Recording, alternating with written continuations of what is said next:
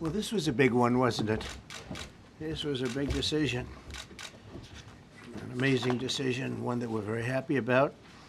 This morning, the Supreme Court has delivered a monumental victory for the Constitution, the separation of powers, and the rule of law in striking down the excessive use of nationwide injunctions to interfere with the normal functioning of the executive branch.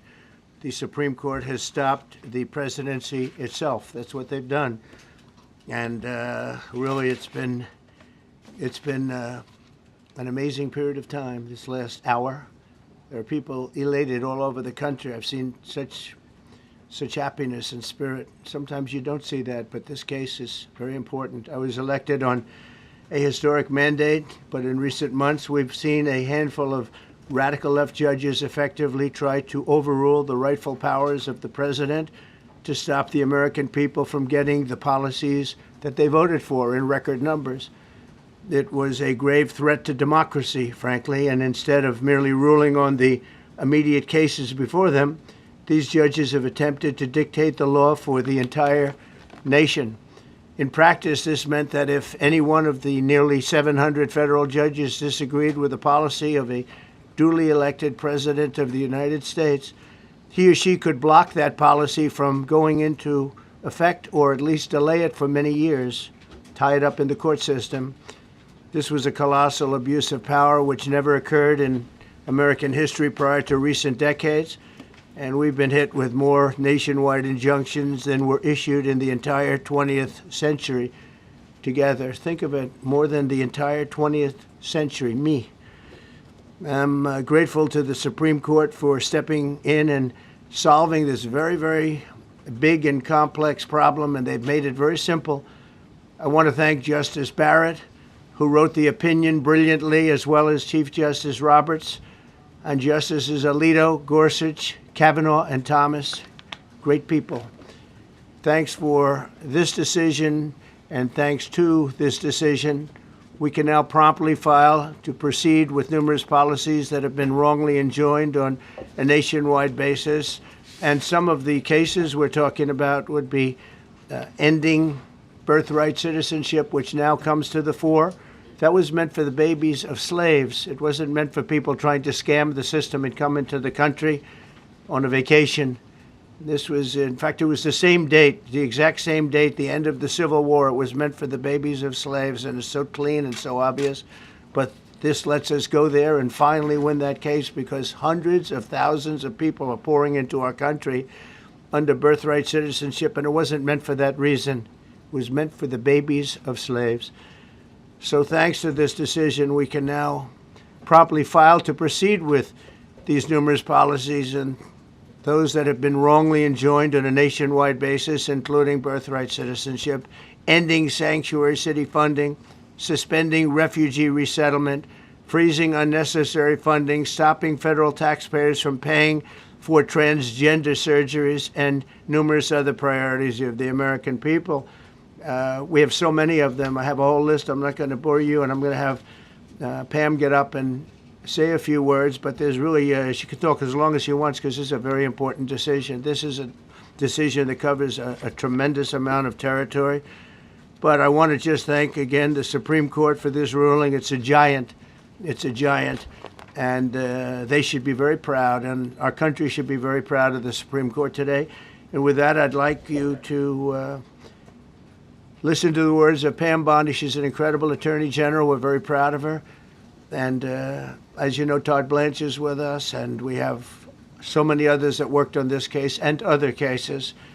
And I think they're doing a great job. Pam, please say a few words. Thank you, President Trump. Thank you for fighting for all Americans. Americans are finally getting what they voted for. No longer will we have rogue judges striking down President Trump's policies across the entire nation. No longer. Today, in the 6-3 opinion, Justice Barrett correctly holds that the district court lacks authority to enter nationwide or universal injunctions. These lawless injunctions gave relief to everyone in the world instead of the parties before the court. As the Supreme Court held today, They turned district courts into the imperial judiciary. Active liberal judges have used these injunctions to block virtually all of President Trump's policies. To put this in perspective, there are 94 federal judicial districts. 5 of those districts throughout this country held 35 of the nationwide injunctions. Think about that, 94 districts. And 35 out of the 40 opinions with nationwide injunctions came from 5 liberal districts in this country. No longer. No longer. These injunctions have blocked our policies from tariffs to military readiness to immigration to foreign affairs, fraud, abuse, and many other issues. The judges have tried to seize the executive branch's power, and they cannot do that. No longer. No longer. And on immigration, on a side note, today marks 2,711 arrests on these terrorists and these gangs. Total arrest today with HSI investigations. And thank you, Stephen Miller. Thank you to Homeland Security. Thank you to everyone working hand in hand with the FBI on all of these transnational gangs. TDA has been a huge terror to our country, as well as MS-13, as well as Sinaloa cartels. No longer. No longer. These injunctions have allowed district court judges to be emperors. They vetoed all of President Trump's power, and they cannot do that. This has been a bipartisan problem that has lasted 5 presidential terms, 5 different presidents, and it has ended today. We will continue to fight for President Trump's policies. I want to thank the Office of White House Counsel, Dave Warrington. You and your staff have been incredible. Our Solicitor General's office, John Sowers, Sarah Harris, and Todd Blanche and Emil Bovey. Todd's going to say a few words because we've had another major ruling today on transgender books and some other great wins that we've had. But no longer will they have this power in our country. It is the president's authority under his executive branch to do everything to fight for the American people, and he will continue to do that. That's why he was overwhelmingly elected. Thank you. Thank you. Today's a great day for the rule of law. It's a great day for the Justice Department, and it's one that's been a long time coming and one that every American should have been waiting for with bated breath. And so I echo what the President said and Attorney General Bondi, that the Supreme Court did a great thing today, not only for this administration, but for every American in this country. If not for the injunctions case, we would be here talking about another great decision that came down today, the trans books case, which restores parents' rights to decide their child's education. Seems like a basic idea, but it took the Supreme Court to set the record straight, and we thank them for that. And now that ruling allows parents to opt out of dangerous trans ideology and make the decisions for their children that they believe is correct. And so we thank the Supreme Court for that. There's been multiple decisions over the past several weeks that just show why this nationwide injunction ban had to happen. For example, what I mean by that is local district court judges issuing decisions that are clearly contrary to law just because they don't like the policy of President Trump. And when it gets to the Supreme Court has to correct it. But that takes time. The Attorney General thanked our lawyers, and I'll do it again.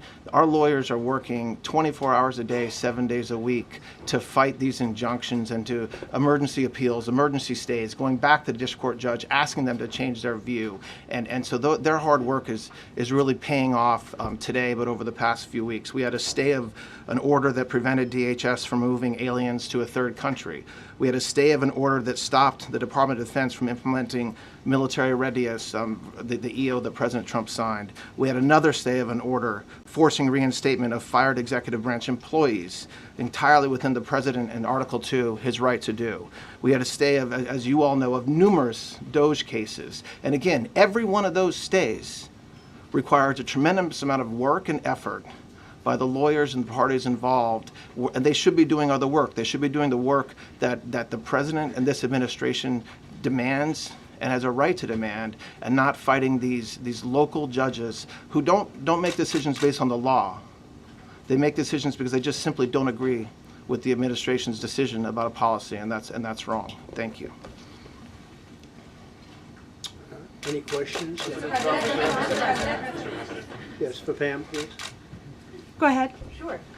Thank you, Madam Attorney General. So as you know, the Supreme Court did not rule on the underlying constitutionality of the President's Birthright Citizenship order. So what is the plan now? Are you going to try to implement the EO just in states where there isn't a legal challenge? Yes, so birthright citizenship will be decided in October, in the next session, by the Supreme Court, unless it comes down in the next few minutes. I guess it could come down. I think they're still deliberating right now on some cases. As you heard, we just got transgender books, which is a huge win. But most likely, that will be decided in October in the next session. However, it indirectly impacts us because, as you correctly pointed out, if there's a birthright citizenship case in Oregon, it will only affect the plaintiff in Oregon, not the entire country. So yes, it's indirectly, but that's pending litigation, and we're waiting on that in the next term. And how concerned are you that the Supreme Court will come back and determine that the executive order is Oh, unconstitutional? we're very confident in the Supreme Court. But again, it's pending litigation, and that will directly be determined in October, but it indirectly impacts every case in this country, and we're thrilled with their decision today. Peter. Madam Attorney General, thank you for being here to take our questions. A couple questions to the both of you. The EO had a 30-day grace period before it goes into effect. Is there any thought about trying to make it effective immediately within that period of time? We're going to follow the law. We're going to make those decisions, and we're going to do what's right in the bounds of the law. And then the DOJ didn't ask the justices to rule on the merits of the birthright citizenship ban. Just for explanation purposes, why? Sure, because that's going to come down in October in the separate. This was huge because it's indirectly impacted today. As I said, it's case by case. Let me reiterate, of the 35 of the 40 nationwide injunctions filed against this president, against his executive authority as President of the United States, 35 of them came from Maryland, D.C., Massachusetts, California, Washington. I mean, that's crazy. These 5 districts. So yes, it indirectly impacts us. It will be a separate decision in October. Next question. Thank you, Mr. President. A question for you, sir. Do you believe this ends the power of the lower court judges to stop your agenda? Do you see this as a full green light for your agenda going forward? Well, you'd have to really speak to the lawyers about that, but this is really also a decision based on common sense. It didn't work the other way. It was a disaster where somebody from a certain location in a very liberal state, or a liberal judge, or a liberal group of judges could tie up a whole country for years because their decision would sometimes take years to overturn. We've overturned many of the decisions, but it would take years to do it. And we have to act quickly when it comes to illegal immigration. We have murderers, killers, we have drug dealers, we have what they've allowed to come into our country. Should never be forgotten. It should never be forgotten what they've done to our country, and we have to be able to act very quickly, and we're going to do that. Thank you. And Justice Amy Coney Barrett, sir, I know that you praised her and her opinion here in this case. She has taken some heat, though, from some of your supporters who have labeled her weak, a squishy, a rattled law professor. What is your take on that? I don't know about that. I just have great respect for her. I always have, and her decision was brilliantly written today. From all accounts, yeah. Transgender ruling, Mr. President. What would you say to Americans who fear that this is more and more concentration of power in the White House and the executive? Well, this really brings back the Constitution. This is what it's all about, and this is really the opposite of that. I mean, the question is fine, but it's the opposite. The Constitution has been brought back. Thank you so much, President Trump. Illegal crossings in the border are 0 now. 0. Does everyone hear that? 0. Trump 2028! Do you intend, President Trump? Who's that guy? I like him. He's working the cameras. With this new reality, President Trump, in the border, do you intend to engage personally with leaders from South America, not only Central America, Sure. in order to I tackle do that anyway. this situation in I a do that mutual anyway. way, and if you have a prospection of meeting some Sure. presidents from South America, as Brazil, for example. Well, you should, as an example, not South America, but NATO over the weekend. Yeah. They have great respect for our country now. They did things that nobody thought was possible. they took funding from 2% to 5%. Nobody thought they'd ever pay the 2%, and now they're paying the 5%. It's over $1 trillion more a year. Think of that, $1 trillion. Nobody thought that could happen. That's a different group of people, different countries. But we get along with a lot of countries. We are respected again. Our country, the U.S., is respected again. Was not respected 6 months ago, I can tell you. We ask about the big beautiful. Yeah, go ahead, please. Yeah, Mr. President, you have a deadline coming up on trade in 2 weeks. Which countries, if On any, what? on trade, on tariffs, Yeah. sir? Which countries, if any, are close to agreements with the administration? Well, that's an interesting question. We've made a deal with China. We've made a deal with probably 4 or 5 different countries. With the UK, it was a great deal for both. And we're in the process of making some others. But ultimately, in fact, Scott is here, and Howard Lutnick, these 2 guys have been doing an incredible job, and the people that work with them have been doing an incredible job. But, you know, we have 200 countries, you could say 200 countries plus. We can't do that. So at a certain point over the next week and a half or so, or maybe before, we're going to send out a letter. We talked to many of the countries, and we're just going to tell them what they have to pay to do business in the United States. And it's going to go very quickly. But some of the bigger countries, so India, I think we're going to reach a deal where we have the right to go in and trade. Right now it's restricted. You can't walk in there. You can't even think about it. We're looking to get a full trade barrier dropping, which is unthinkable. And I'm not sure that that's going to happen. But as of this moment, we've agreed to that, go into Indian trade. We're going to be trading in China. That's going to come a little bit down the road, but we're going to be trading in China. We have a lot of great things going, and we're getting along with countries, but some will be disappointed because they're going to have to pay tariffs. And we've taken in already hundreds of billions of dollars in tariffs. No inflation. The only problem we have is we have a Fed guy that doesn't understand what's happening, and it would be great if he'd lower the rate because we'd be able to borrow a lot cheaper. Yeah, go ahead, please. Why don't we keep it on this subject? This is such a big subject. You know what? Trade is so big, but this, I don't know, in a certain way, this might be bigger than trade. I think this is bigger than trade. Yes, please, go ahead. I was wondering, though, if you could... Go ahead. Sir, on the transgender ruling, the Supreme Court ruling that parents with religious objections can pull their kids out of public school lessons that use LGBTQ materials. Pam brought it up. Your reaction to that ruling today, sir? I think the ruling was a great ruling, and I think it's a great ruling for parents. It's really a ruling for parents. They lost control of the schools. They lost control of their child. And this is a tremendous victory for parents. And I'm not surprised by it, but I am surprised that it went this far. It took us to bring life back to normal. So it's wonderful. It's parental. And I kept saying, we will give you back your parental rights. They were taken away, and this is a tremendous victory for parents. Yeah. Mr. President, if you look at back at the last week, it's been extraordinary in terms of the action in the Middle East. You were at The Hague. Been a hell of a week, hasn't it? I'm wondering now if you believe that Iran... I'm wondering now, sir, if you believe that Iran has given up its long history of ambitions with nuclear weapons, or what you would like to see from them to prove that they do, and what type of meetings is your administration looking for next week with Iran? So Iran wants to meet. As you know, their sites were obliterated. They're very evil nuclear sites. They were, now has been proven. We had some fake news for a little while. The same people that covered the Hunter Biden laptop was from Russia. The same people that did 3 or 4 other Russia hoax. But on their ambition. No, wait, just listen. They came up with something that delayed the credit that our great pilots and these great what talent that was, and they hit it right down in the spot.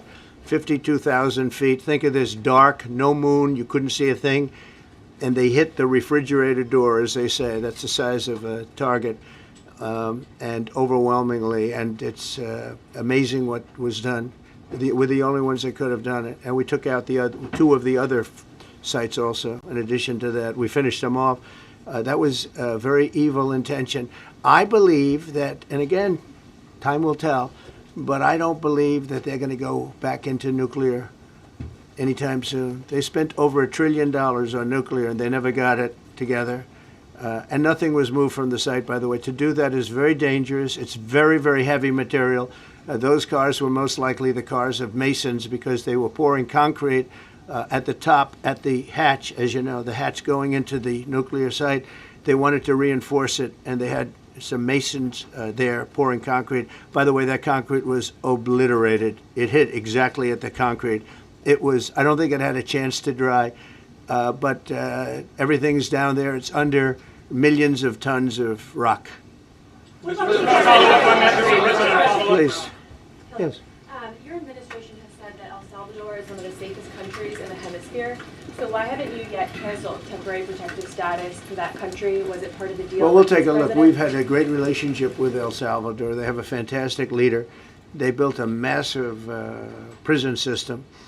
And I don't know exactly why, but it's a hell of a system. And we bring people there, and when they go there, they don't get out. And frankly, when they hear they have to go there, they become very nice people. They become very nice people. It's a tough system, but it's a brilliant system. And it's a system done by a very, very good leader. We'll talk about El Salvador. A lot of respect. Yeah, please. Thank you. A question for you and then a question for the Attorney General. As you go into negotiations and talks with Iran, are you demanding not only that there would be no uranium production inside of Iran, but also that Iran would turn over all existing stockpiles of uranium? Well, you know, we're a little early for that, but something like that, yeah, we'll do something like that. Let me say that I've been saying for 25 years, even as a civilian, you cannot let them have a nuclear weapon. And that's what happened. It's been obliterated. It would be years before they could ever get going. And I really think it's probably the last thing. They have to recover from a hell of a tough war. Would you also be demanding that the IAEA have full rights to inspect in Iran? Or somebody, yeah. Or somebody that we respect, including ourselves. And a question for both the President and the Attorney General. Under Birthright Citizenship, if this is implemented, who would be tasked with actually vetting citizenship? And how, like, would this be a situation where you have nurses and doctors checking for citizenship of parents? Or? This is all pending litigation. It's going to be decided in October by the Supreme Court, and we'll discuss that after the litigation. If you have an undocumented baby, would that baby then be an enforcement priority? The violent criminals in our country are the priority now. Let me put it in perspective. Today marked the 2,711th arrest in our country of TDA members, just TDA. Everyone in this room agrees they are one of the most violent criminal organizations in the world. And the Biden administration let them walk into our country for the last 4 years. 2,711 of them today have been arrested in our country. That is the priority of Donald Trump. That is the priority of this country, of Homeland Security, of all of our lawyers, of FBI. That's the priority. That will be discussed in October when the Supreme Court hopefully rules in our favor, and we're very confident of that. But you should all feel safer now that President Trump can deport all of these gangs, and not one district court judge can think they're an emperor over this administration and his executive powers and why the people of the United States elected him. I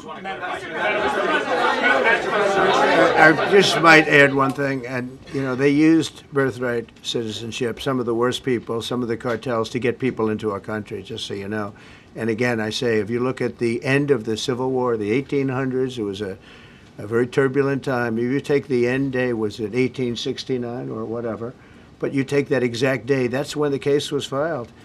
And the case ended shortly thereafter. This had to do with the babies of slaves, very, very obviously. And I think we're going to win. People didn't, I don't think they went about discussing it right. I came along and we looked and we said, wait a minute, this is wrong. We've been looking at birthright citizenship wrong for years, but they've used it. The cartels have used birthright citizenship to get very bad people in, and what Pam's doing and what Todd and everybody else, what they're doing at DOJ and all over, FBI, ICE, Border Patrol, these are incredible people. They're trying to keep our country safe, and they don't want to have people come in. This is just another way that they get illegal immigrants into our country, and in some cases, very, very bad ones. Go ahead. Thank you, Mr. President. On your tax bill, if I could for a moment, senators are racing to rewrite parts of it right now after the Senate parliamentarian ruled that sections of it were outside of the process that they're using to get this through.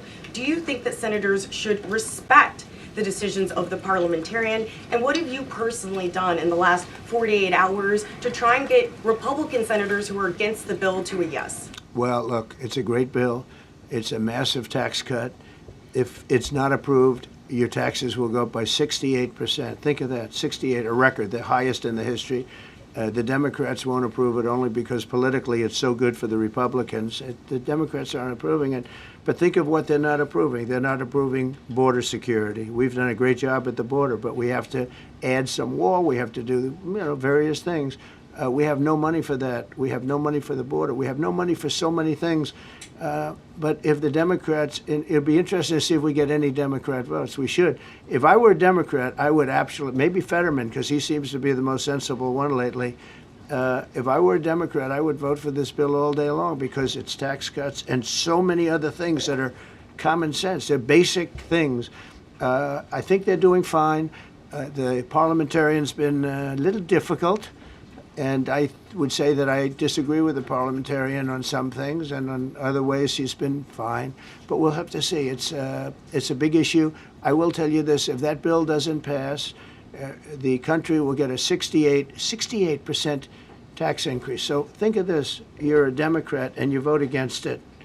That means you're voting in favor, because essentially you're voting in favor of the largest tax hike in the history of our country. And you can't do that. In addition, we're cutting costs by $1.7 trillion, and it won't affect anybody. It's just fraud, waste, and abuse. Mr. President, a leading global economist just did a 180 and says your tariff plan, you may have outsmarted everybody with it. What is your message? I love this. I love this question. This is the favorite. This is the best question I've ever been asked, because I've been going through abuse for years on this. Because as you know, we're taking in hundreds of billions of dollars, no inflation whatsoever. But Mr. President, what is your message to critics who think your tariff plan will cause a recession? I think they should go back to business school. It's so obvious. It's so obvious. I mean, we're taking in billions and billions of dollars from China and a lot of other countries. We took in, I had a call from somebody in the House and a high official. Sir, we have a problem. We don't know what to do. The books are a mess. I said, what do you mean by the books? The books, the money coming in. It's so terrible. I figured, oh boy, what's this? I don't like this question. I said, so what seems, there's so much money coming in, and there must be some kind of an accounting mistake, because we have hundreds of billions of dollars more money than we thought. I said, do me a favor, go check call me back. You have to call me back. Check the tariff column. He calls me back 2 hours later, says, you're right. We took in $88 billion in tariffs. They have so much money coming in. But more important than the money coming in, we have companies coming in, factories coming in, auto plants being built. AI is being built here instead of being built all over Europe and Asia. We have all of it.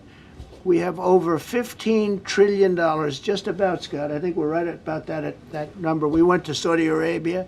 We went to Qatar, we went to UAE, very smart people, very smart leaders, great leaders, and we took in $5.1 trillion just there. Without the tariffs, I mean, they also liked a thing called November 5th, November 6th, and November 7th. That was a very good little period of time. It's called the presidential election. You know, you used to have one-day election, now you have it go over it, but even if you just took that little period, because it was pretty obvious it was going to be a landslide, and they like that, but they love the tariffs. I had Texas Instruments come in the other day, big company, and he said, we're putting in $60 billion into new plants and new equipment, new everything. Sir, you're going to keep the tariffs, aren't you? Because if I ever took the tariffs off, and we are going to absolutely keep it. And they're worried that somebody that, like this communist from New York, someday gets elected. I can't believe that's happening. That's a terrible thing for our country, by the way. He's a communist. We're going to go to a communistic state. That's so bad for New York. But the rest of the country is revolting against it. But if somebody got elected, they're afraid that if this was taken off, well, we're going to guarantee it's never going to be taken off. And again, we're taking in think of this, hundreds of billions of dollars. And they were all confused because they've never seen this before. You know, it's always the other way. We don't have enough money. So much money is coming in at levels that nobody's ever seen. But most importantly, we have factories being built, car plants being built, companies moving to our country like never before. If you look at 15 trillion, and that's only in a few months, you know, I haven't been here that long. presidents, like the last one, was a disaster. He's the worst president in the history of our country, by the way. What he did on our border can never, ever be forgotten. To me, that's the worst of all the things. And he's done some terrible things, grossly incompetent. Nobody knew it was him, because I don't think it was him. I think it was whoever was controlling the auto pen. But our country is doing great. And those leaders and other leaders, I just left, as you know, a large group of the most highly respected people. And that includes big countries. When you look at Germany and France and Spain, although Spain didn't come through, but they will. By the way, guaranteed they will. That was the only country that sort of tried to hold back on putting up the money. But just so you know, they said, it's unbelievable what's happened to the USA. You were a dead country. We didn't respect the country, the leader. You were dead as a doornail. One said to me, you went from being a dead country, you are right now the hottest country anywhere in the world. The whole world is talking about the USA, and everybody wants a part of it, and they're pouring into our country, and you're going to see those numbers. Thank you for that question.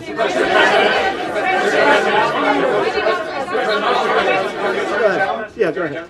Thank you, Mr. President. I have a question about trade. Secretary Bessent has said that he hopes tariff deals with major partners will be done by Labor Day. So if some deals are not done by your July 9th deadline, will some countries' tariffs go back up, or will they stay where they are now? Well, there's some countries that are used to ripping us off, to be honest with you. And I don't want to name them, but you sort of can name them. And they're so used to just, taking billions and billions of, look, we had a trade deficit of more than $1 trillion. Think of a trade deficit. That's because nobody cared. We cared a lot when, I took in hundreds of billions of dollars in tariff. We had the greatest economy in history up until now. I think we're going to blow it away. But during my time, and especially prior to COVID, we had the greatest economy in the history of our country. I think we're going to blow it away now based on the kind of numbers that we're seeing. But some countries are very angry because they've been ripping us off for years. They've been making billions and billions of dollars. There was nobody to negotiate with. They could do whatever they want. They charged us tariffs, by the way, at numbers that we've never seen before. And we ended up losing much more than $1 trillion a year. $1 trillion a year on trade. And now they're being met with a force that's far greater than them, and they don't like it. So they're upset because instead of making, $5 billion, they're going to break even. Or they'll make a little bit. I want to be nice. They'll make a little bit. Or we'll make a little bit. It's a big difference. Yeah, please go. Go ahead. Red dress. On the 2020 election, is there any more information on the special prosecutor? So many Americans still have questions about the 2020 election. And speaking of rogue judges, would you consider appointing somebody at DOJ maybe to investigate the judges that allowed for the political persecution of you, your family, and your supporters during the Biden administration? I love you. Who are you? I'm Clara from Lindell TV. Well, it's just a very nice question. And it's not a setup. I have no idea who you are, but I appreciate that question. All I can say is we're not here for that. I hope so. I hope they're doing a thing because that election was rigged and stolen, and we can't allow that to happen. A lot of people tell me, sir, you just won the greatest election in the history of our country. You won at numbers that won all 7 swing states, won the popular vote, won everything. Sir, go on with your life. And many people that say that, good people, friends of mine, then you have people that say that same thing, go on with your life, but you have to find out what happened because you can't let that happen again. Look at what this lunatic did. Look at what he did. He opened our borders to people that were murderers, 11,888 to be exact, murderers. And we've captured many of those murderers, and we're bringing them back, or some of them are so dangerous that we don't even want to bring them back. We're afraid they're going to try and come back in. But he allowed people to come into this country, people from mental institutions, insane asylums, that's a mental institution on steroids, people from mental institutions, gang members, drug dealers, people, jails, being emptied out into our country. Venezuela emptied out almost its entire prison population into our country. But I don't want to blame them. Many countries have done that. The Congo, we have a great press conference coming up later, and it's the Congo and Rwanda.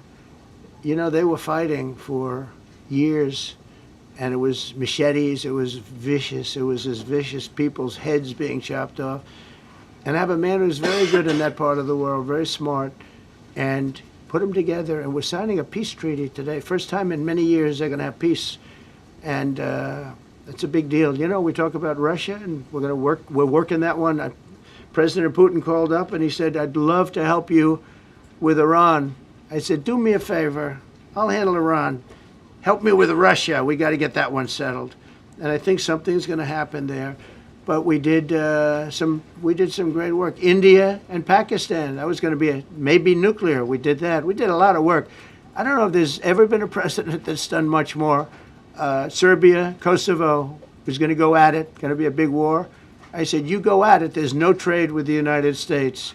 They said, well, maybe we won't go at it. That's what happened with India and Pakistan. I was negotiating with both of them, and I said to Scott, I said to Howard, cancel all deals with India and Pakistan. They're not trading with us because they're in a war. They called back, what do we do? I said, look, you want to have trade with the United States, it's great. But you want to go and start using nuclear weapons on each other? We're not going to allow that. And they both agreed. Both have great leaders. They both agreed not to do it. So we did a lot, but I appreciate that question. Sir, on peace deals, can I follow up with you? Sir, can I follow up on peace deals? Thank you so much. Thank you, Mr. President. Thank you, Mr. President. I was just speaking with Senator Ron Johnson on the One Big Beautiful Bill, and he says he really wants to get to yes for you and get this accomplished. He does. He's a good man. But he also said that he needs more time, and he is not certain that the July 4th deadline is possible. Well, then he's not such a good man. Because there's too much work to do. He's a good man. Ron Johnson's important- doing a good job. He's very committed. Every Republican senator is committed.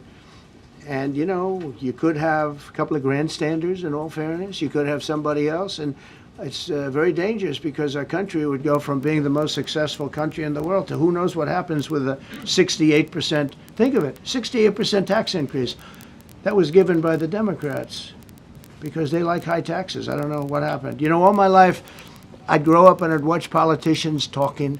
I'd say, oh, that's fun. And they were always saying, we will cut your taxes. We will cut your tax. I never heard it. They say, we will raise your taxes. And they elect people like this guy in New York that maybe has a chance. I find it hard to believe, but he maybe has a chance. They want to raise your taxes. So they want to see a 68% tax increase. That's more money than anybody could afford. You'd go into a depression if that ever happened. So I think there's a lot of pressure to get that approved. President Trump, How important is the July 4th deadline to you? If It's important. It's not the end all. August? It can go longer, but we'd like to get it done by that time, if possible. And look, we have a lot of very committed people, and they feel very strongly about a subjects that you're not even thinking about that are important to Republicans. The problem we have is that it's a great bill. It's a popular bill, but we'll get no Democrats only because they don't want to vote for Trump. If that bill was their bill, oh, they would be so happy. It's so great for our military. It's great for everything. And they would normally vote, but because their hatred of Trump, they have Trump derangement syndrome at levels never seen before. And instead of voting for a tax cut, they're voting for a tax increase of 68%. They're voting to destroy Social Security, destroy Medicare, and destroy Medicaid. And we're voting to make them perfect and to make them better, make them stronger and better. They're going to destroy Medicaid, and they're going to destroy Medicare, and Social Security will follow. If you vote for the Democrats, you're dead on those three things. Thank you, Mr. President. On a related subject, many Democrats have said that they are not going to support crypto bills in Congress only because of you and your family's personal crypto ventures. And these votes are in some cases needed to pass. Are you open to the idea of pulling away from your personal crypto ventures just for the next few years if that helps get these crypto bills passed in the next few months? Well, it's a very funny thing, crypto. So I became a fan of crypto, and to me it's an industry. I view it as an industry, and I'm president. And if we didn't have it, China would, or somebody else would, but most likely China. China would love to. And we've dominated that industry. It's a big industry, by the way. In fact, when the stock market went down recently, crypto and Bitcoin and all of that went down much less than anybody else as a group. And we've created a very powerful industry, and that's much more important than anything that we invest in. We invest in it, but really that was an industry that wasn't doing particularly well. I got involved with it a couple of years ago, and before the second term. I got involved before I decided to run. I only decided to run because I saw what was happening, and Biden was incompetent, and the administration was crooked and incompetent, and I was in Bitcoin then, not knowing if I was going to do it a third time. So it's become amazing. I mean, it's the jobs that it produces, and I notice more and more you pay in Bitcoin. I mean, people are saying it takes a lot of pressure off the dollar, and it's a great thing for our country. So I don't care about investing. You know, I have I have kids, and they invest in different things. They do believe in it, but I'm president, and what I did do there is build an industry that's very important. And you know, if we didn't have it, China would. Okay. Sir, Mr. President, go ahead. With the glasses, gentlemen, go ahead, please. Go ahead. Thank you, Mr. President. So, are you going to cut funds in the sanctuary states, like for instance California, they keep supporting illegal immigration, and then these people work under Yeah, we're the giving them table? a hard time. And also, if a foreign policy question. I mean, they don't have a governor in California. They have a man that wants to give away everything to people that nobody's seen before. If we didn't go into Los Angeles with the military, which did a fantastic job, but if we didn't go into Los Angeles bringing in the National Guard, I would have brought the military if it was necessary, because you have to. We have the right to. That was another thing upheld by the Supreme Court. But if we didn't go in with the National Guard and be strong and tough, you wouldn't maybe have Los Angeles. It would be like the rest of California, the rest of Los Angeles. They lost 25,000 houses in a fire. They should have lost none. You know, I sent the water down. I had to break into their water supply because they just refused to do it. They're crazy. There's something wrong with them. They have plenty of water. They don't have droughts or anything. They have We let it come down from the Pacific Northwest. They routed all the water out into the Pacific Ocean for environmental reasons, okay? And now you have 25,000 houses, none of which would have burned down if you had the water. They didn't have water. They didn't have water for the fire pumps. They didn't have water in the sprinkler systems that people put in. So the answer is we're going to work with governors. We're going to work with radical left Democrats and Democrats, and we're going to make it good for everybody. We'll have to stop the crime in those, or in the case of the cities, I think I can say just about all cities with heavy crime are run by Democrats. Go ahead. 11 lies. Yeah, with the glasses. I'm with you, Go ahead, yes. International. Yeah, no, the man behind you, yeah, please. President Trump, Anthony Mashak from Anthony, Lebanon. I want to ask you regarding the threats posed by Iran's allies and proxies operating in the U.S. They were threatening your life. So what do you say about that? And regarding the Lebanon, because Hezbollah is as well part of Iran's allies, is there any time frame in Lebanon regarding disarming Hezbollah in Lebanon? Yeah, Lebanon is a great place with brilliant people. You know, it was known for the professors and doctors and had an incredible history. And hopefully we can bring it back again. I just appointed a friend of mine who's Lebanese, and I didn't know he was Lebanese. I've known him for 20 years, very, very successful man. And I just appointed him. And I said, why would you want that? He said, because I was born there, I was raised there, I love it. I love it so much. I said, you know, it's very dangerous going to Lebanon as ambassador. And he said, that's what they say, but I don't care about danger. I mean, this is a guy that is just a very big business guy. He wants to give up his whole life to go to Lebanon because he believes in it so much. We're with Lebanon all the way. We'll try and straighten it out. Your life as well. So what actions? Threaten my life? Yeah, they have threatened. I get that throbbing feeling every once in a while. Get that throbbing feeling, but you know what? That's okay. This is a dangerous business. What I do is a dangerous business. You know, I tell the story of the car companies and different people in different professions you have. Race car drivers, as an example. 1/10 of 1% die. Bull riders, 1/10 of 1%. That's not a lot, but it's people die. When you're president, it's about 5%. If somebody would have told me that, maybe I wouldn't have run. Okay? This is a very dangerous profession. Yeah, please. By the way, so many questions. Should we keep this going, Pam? This is the opposite of Biden. Biden would take a half a question and he'd leave without answering it. Go ahead. On Iran. You tell me when it gets boring. Okay. If Iran. Are you from Iran? No, I'm not from Iran. I'm from the UK. But if the intelligence reports conclude that Iran can enrich uranium to a level that concerns you, would you consider bombing the country again? Without question, absolutely. And have you had any conversations? Turned out to be unbelievable. But, our incredible flyers and I call them the shots, these guys are unbelievable. Think, from 52,000 feet, they hit the equivalent of a refrigerator door. They actually hit it right in the center, so it's much smaller than that. And just bomb after bomb going deeper, deeper, blowing up. Incredible, incredible thing. I don't know if you heard the general, he was very impressive. Raisin Cane. He's the one that beat ISIS for me. And he did it in a matter of weeks. And I was told it was going to take 4 or 5 years. And when I got this job, I always said, if I get this job, I'm going to put that guy as the head of the Joint Chiefs of Staff. And Dan Kane, and he, when I heard his name was Raisin, his nickname is Raisin Cane. I said, you got to be kidding. So I liked him right from the beginning. But he knocked out ISIS in a time that nobody ever thought possible. And when this attack was completed and so successful, I said, now I know how you knocked out ISIS so quickly. But we have the best people, we have the best equipment in the world. I rebuilt the military during my 4 years, during my other term. We have the best equipment in the world. The problem is we gave away, a lot of it, but small relatively speaking. We gave a lot of it away to Afghanistan. Shouldn't have happened.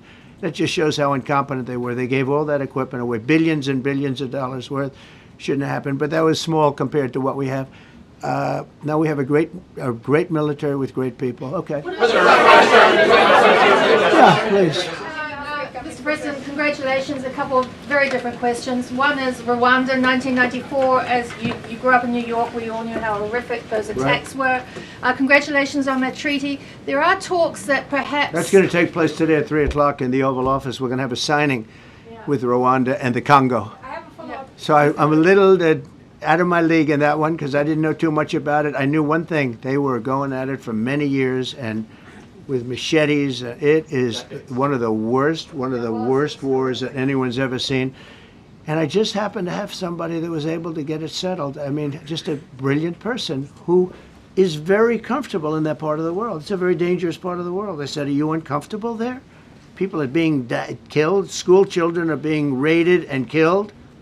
And I don't even want to say how, but as viciously as I've ever heard. Are you uncomfortable? No, that's the part of the world that I know. Very comfortable. Was able to get them together and sell it. And not only that, we're getting for the United States a lot of the mineral rights from the Congo as part of it. They're so honored to be here. They never thought they'd be coming to. Look, this is a very tough part of the world. They never thought, they were just telling me, they never thought they'd ever be coming to the White House. And they're so honored. And so we're going to give them a great big reception. But that's after many years of fighting. It's a great thing. That's at 3 o'clock, I believe. Sir, are you concerned at all about secret nuclear sites in Iran? You talked about maybe just secret nuclear site? Yes, there might be some that Not are really. radar. Can I tell you? They're exhausted. And Israel's exhausted too. And I dealt with both of them. And they both wanted it settled, both of them. And we did a great job, but they're exhausted. The last thing they're thinking about right now is nuclear. You know what they're thinking of? They're thinking about tomorrow, trying to live. It's such a mess. It's such a mess. The place was bombed to hell. And no, I'm not worried about it at all. And I'm putting out a little statement. I'm going to respond to the Ayatollah's statement yesterday that we won the war. Oh, God, we won the war. And I said, look, you're a man of great faith, a man who's highly respected in his country. You have to tell the truth. You got beat to hell. And Israel was beat up too. They were both beat up. And it was a great time to end it. It was quick. They got the hate out. There was a lot of hate, a lot of hate. It would be great if they didn't have that hate. But the last thing they're thinking about is nuclear weapons right now. Please. Thank you, Mr. President. Iris Tao with NTD Research Media with the Epoch Times. Thank you Good. so much for doing this. It's Good. very refreshing for all of us here, It's a I good believe, group. in this room. It's refreshing? Very refreshing, yes. We haven't Probably. had this in, for the I past I understand what you mean. So thank you so much for coming out here. Other to than talk to us. Caroline's done a great job. Yes. You're referring to the past administration, Yes, not to yes. Caroline, right? Yes. Back to the ruling today, if you don't mind. So you have always talked about winning for the American people. Right. How do you think today's ruling will enable you to further deliver for American families and workers across the country, not only when it comes to immigration, but also when it comes to trade, energy? What actions are you most eager to move forward Well, I with think now? taking power away from these absolutely crazy radical left judges is a tremendous, this is such a big day.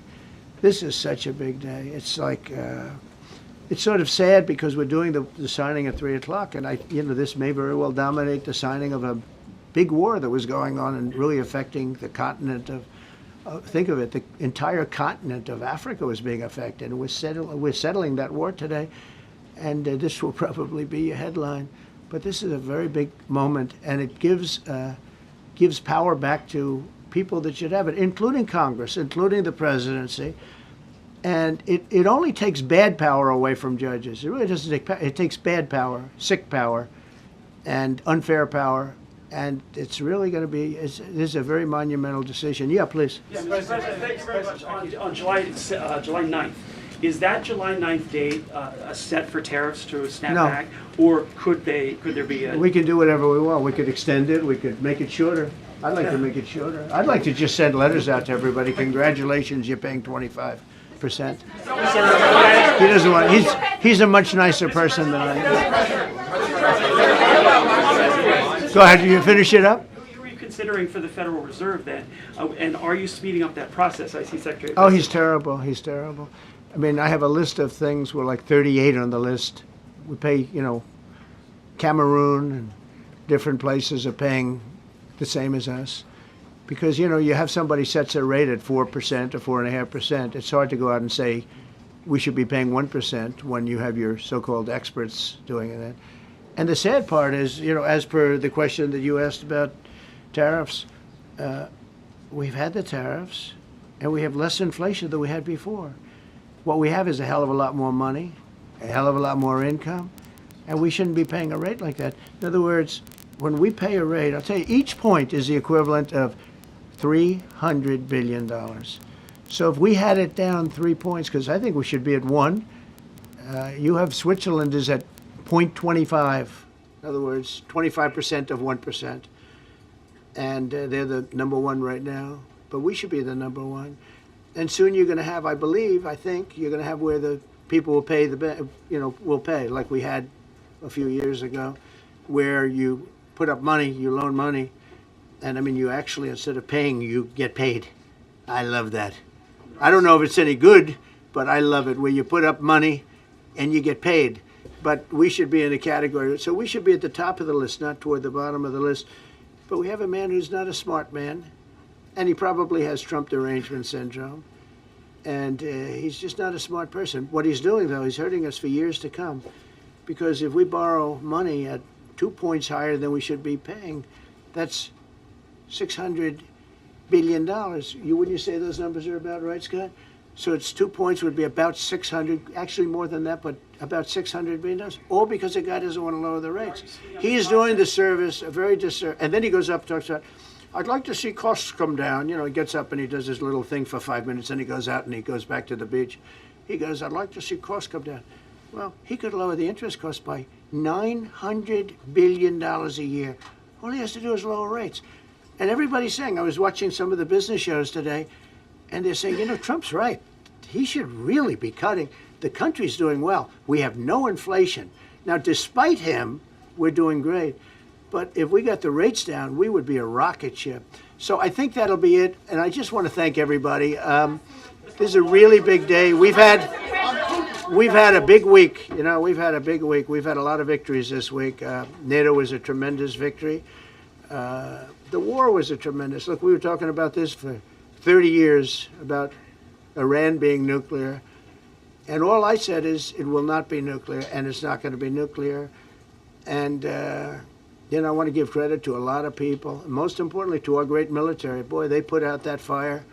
Once that happened, once those bombs got dropped, that war was over. That war was over. But I just want to compliment them. Incredible. The general and all of his generals. Pete Hegseth was great. They all. And now I want to compliment Pam. A lot of genius went into this. You know, people, if you don't say it exactly right, if the Supreme Court doesn't get it because it's incorrectly spoken about, and that happens. A lot of cases are lost because they don't say the right words. But I want to correct. She's going to go down as a great attorney general. I may change my mind about that. I don't know. Maybe someday I'll have call and say I was only kidding. She's going to go down as a great attorney general. This was a tremendous win, and we've had tremendous wins, but this was a tremendous win today. So I just want to congratulate you and Todd and your whole staff. Very brilliant people, and we can't forget John Sauer. That's right. Who is with. There's a medical emergency within his family, so he's taking care of that, and we said absolutely. So I just want to thank everybody very much. Thank you.